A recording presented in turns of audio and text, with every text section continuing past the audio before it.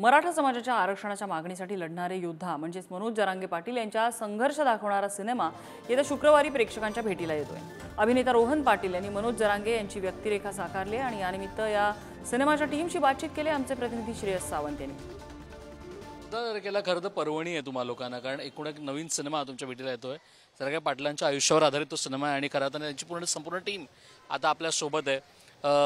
जोरदार प्रमोशन सुरू आहे। त्यासोबत आज 14 तारखेला तुम्ही येण्यास सज्ज केलंय।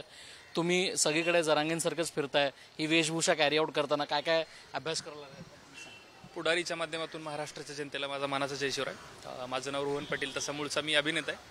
खूप छान वाटतं एक आतापर्यंत काल्पनिक विषयातून राज्याच्या पुढे आलो, पण आता एक वास्तविक आणि एका खऱ्या व्यक्तीच्या माध्यमातून एका चांगल्या बायोग्राफीमधून मी राज्याच्या पुढे येणार आहे। ज्या व्यक्तिमत्वाने स्वतःसाठी लढा उभा केला नाही, ज्या व्यक्तिमत्वाने स्वतःसाठी संघर्ष केला नाही, ज्या व्यक्तिमत्वाने समाजासाठी संघर्ष केला, ते आदरणीय मनोज जरांगे पाटील यांचा लढा, यांचा संघर्ष घराघरात पोहोचावा, तो संघर्ष अजरामर राहावा म्हणून आम्ही संघर्ष योद्धा मनोज जरांगे पाटील हा सिनेमा बनवला। त्या सिनेमात आदरणीय जरांगे पाटलांची भूमिका मी निभावली।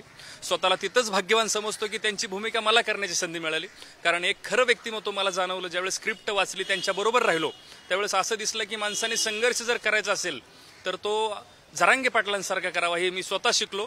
आणि मला सिनेमाच्या माध्यमातून राज्याला दाखवून द्यायचे की तुम्ही संघर्ष कसा करावा, तो आदरणीय जरांगे पाटलांसारखा करावा। आणि जरांगे पाटलांनी कसा संघर्ष केला हे जर बघायचं असेल तर आपण म्हणले तसे येणाऱ्या 14 जूनला राज्यभर हा सिनेमा अगदी काही तासांवरती रिलीजला आलाय।